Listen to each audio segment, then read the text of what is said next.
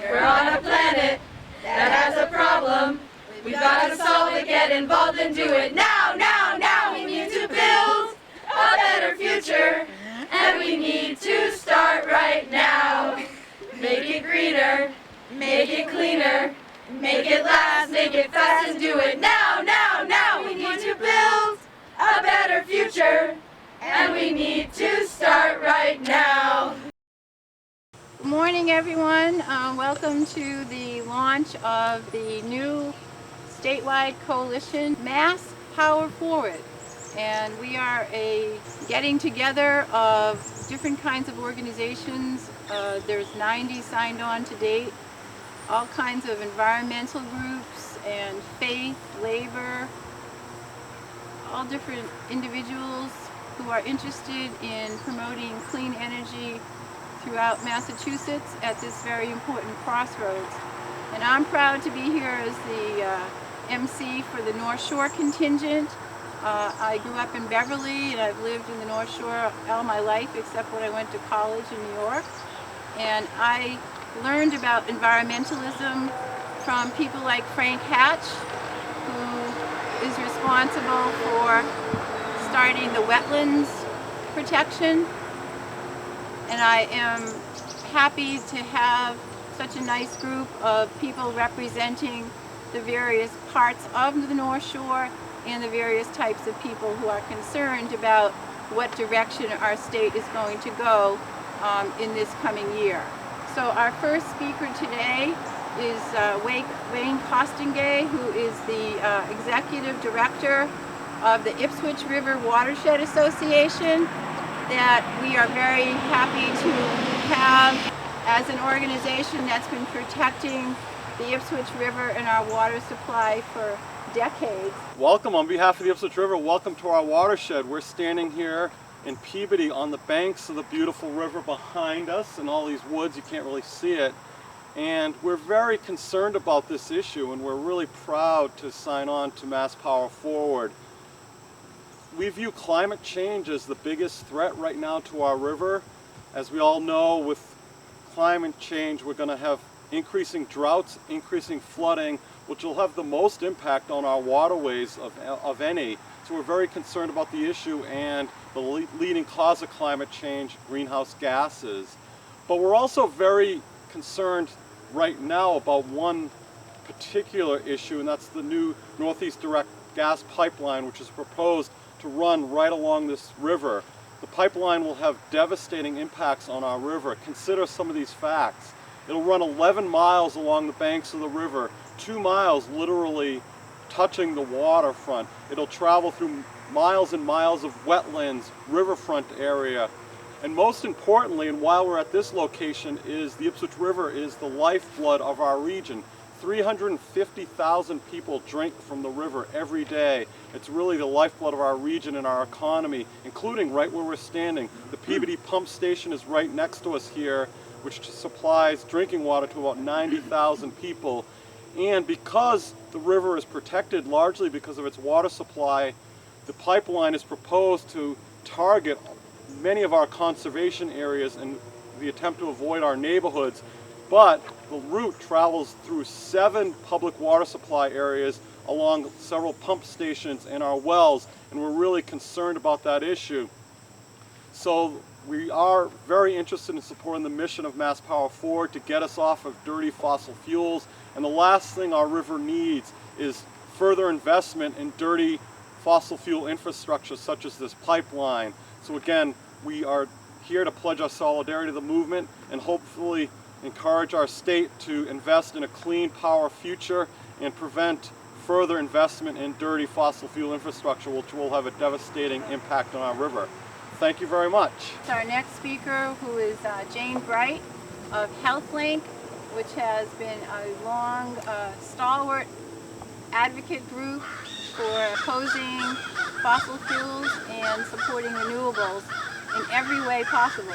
As a nation, as a state, we are at a tipping point when it comes to energy policy, and Massachusetts has been a leader both in reducing pollution and also harvesting the knowledge that we have in our public and really leading the way in renewable energy. And right now, our leaders have a choice to make. Are they going to condemn us to old fossil fuel infrastructure for decades, or are they going to say, we've had enough of that, it's time to move forward, it's time to actually get into the 21st century, we're way behind Europe and we're behind China, let's really leverage what we have now for renewable energy.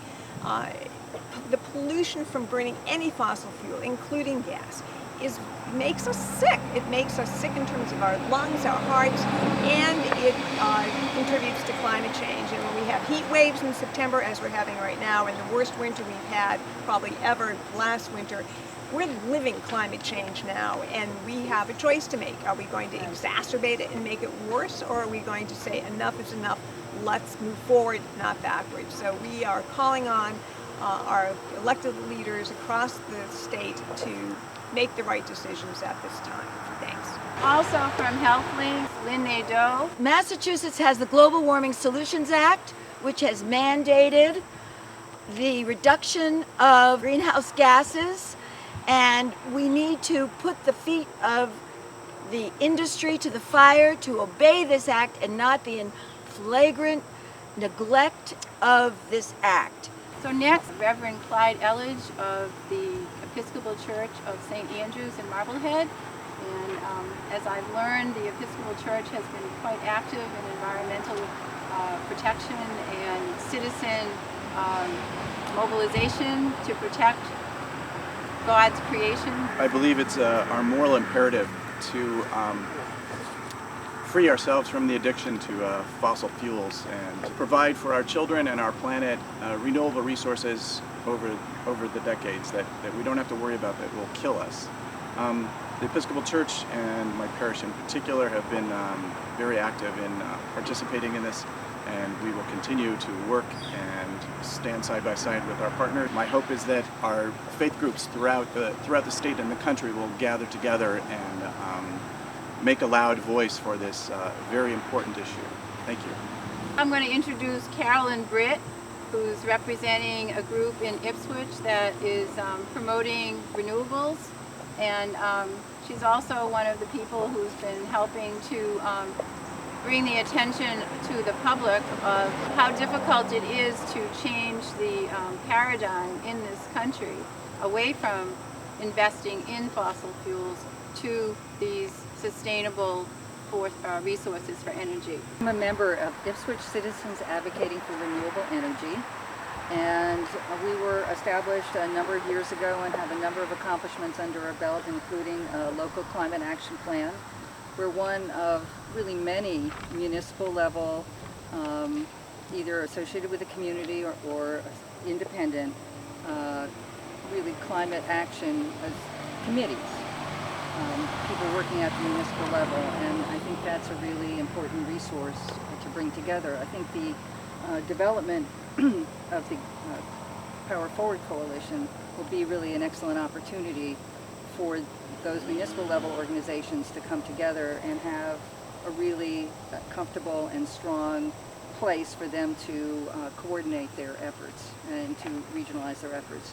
In Ipswich, besides the Ipswich River, which happens to end in our community, or joins the sea at that point, we also have many miles of coastline and 33,000 acres of salt marsh. And that is all vulnerable. That's protecting the town, but if we have a foot of sea level rise, that goes away. So we're very concerned, and we're very pleased the coalition has come together. Thanks. Well, I'm going to take the opportunity to address this launch event because I've been involved with the Salem power plant that was fueled by coal, and I fought as part of our community in the Salem Harbor area to protect us from the coal dust that the industry kept saying there wasn't any. And of course anyone who lived there knew that they were completely covered with this black and very poisonous substance. There are some people out there that still believe that getting a gas plant, a 700 megawatt gas plant to replace that coal plant is a good idea. I personally know that gas is methane and it leaks, and we have 65 exquisite acres in historic Salem that probably could be and should have been used for something that wouldn't endanger the health and the safety of the local population. I've also gotten more involved with the information about the pipelines, the Spectra pipeline, the Kinder Morgan pipeline, and cannot believe that there's a chance that the governor of our Commonwealth really thinks that we, all electric customers, should be footing the bill, which could be like $7 billion, to pay for this unnecessary and dangerous and totally outmoded infrastructure.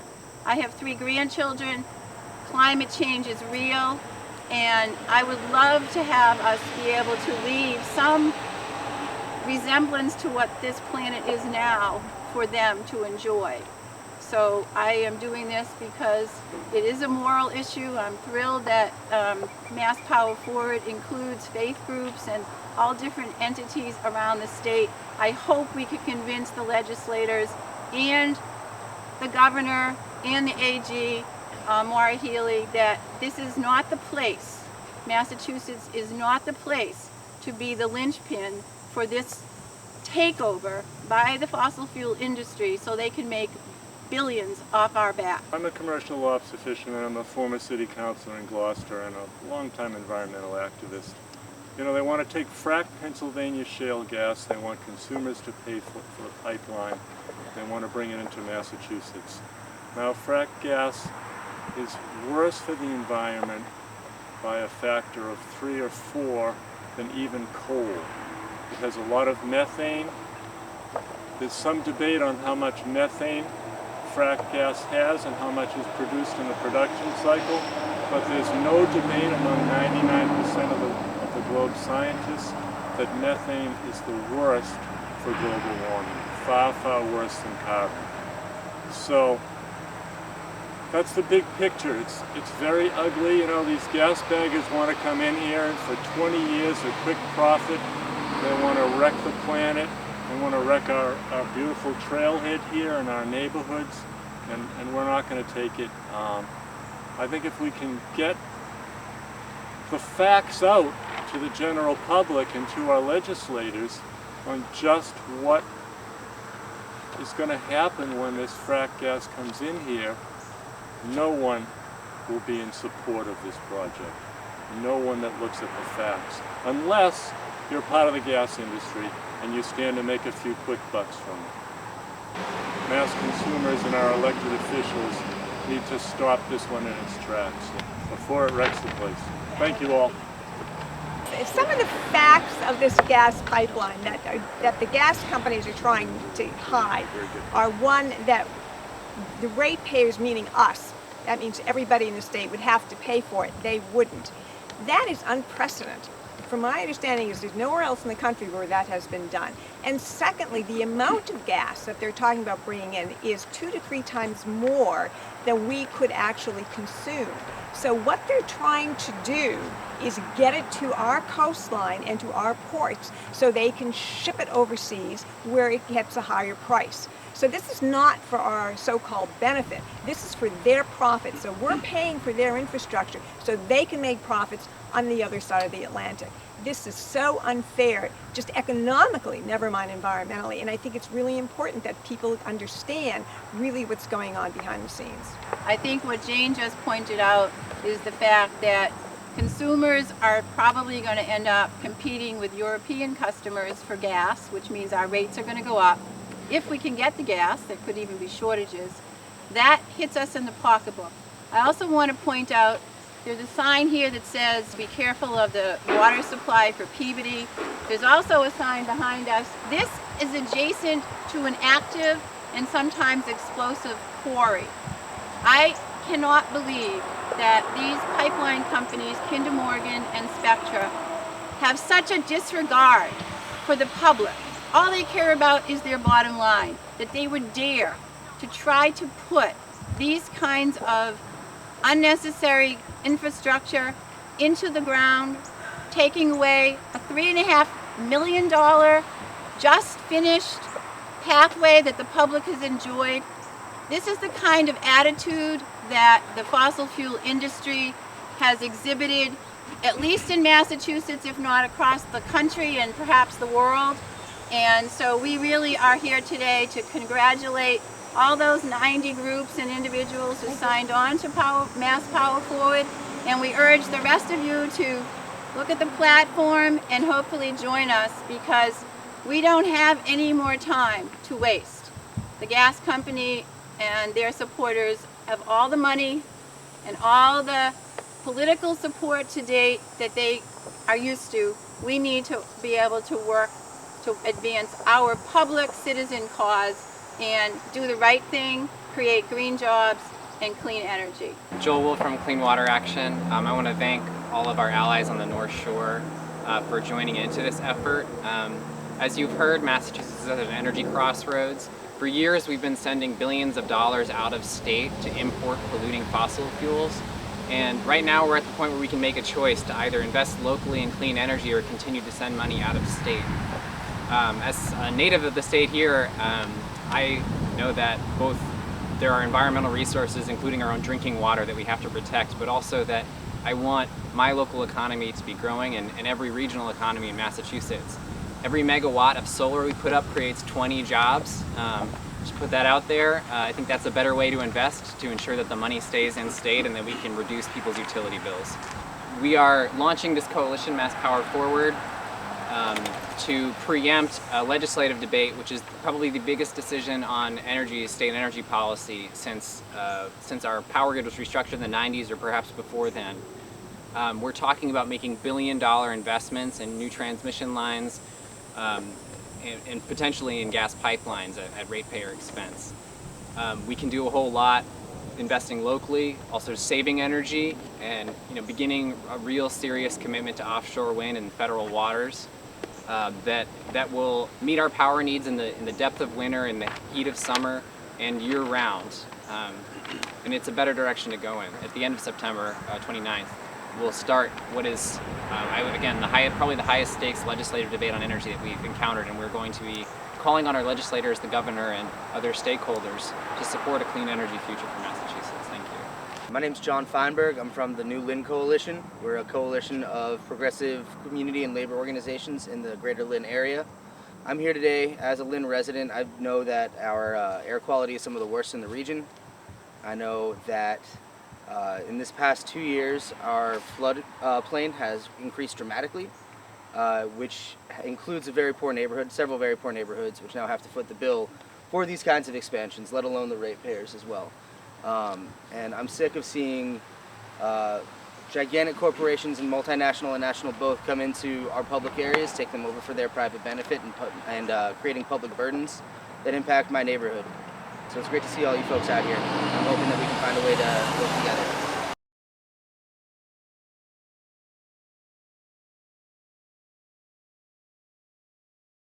I want you all to realize that we have just represented every corner. I think that's pretty amazing, because we're a pretty stretched out region, and I really am proud of the North Shore. I hope we can work together, and I hope that you'll bring your friends and neighbors, and we can really make an impact, because I don't know if the other areas of the state are as hard hit. We've got them all.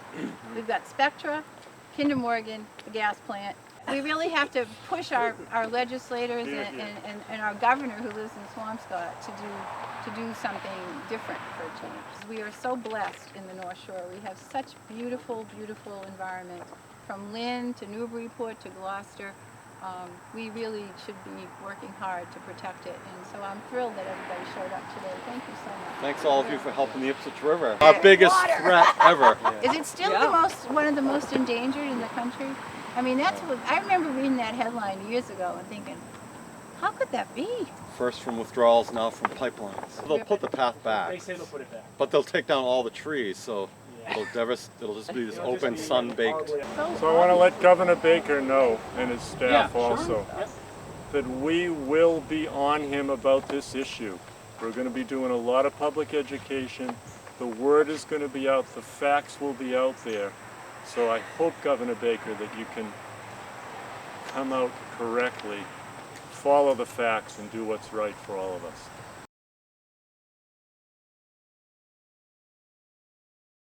One and all.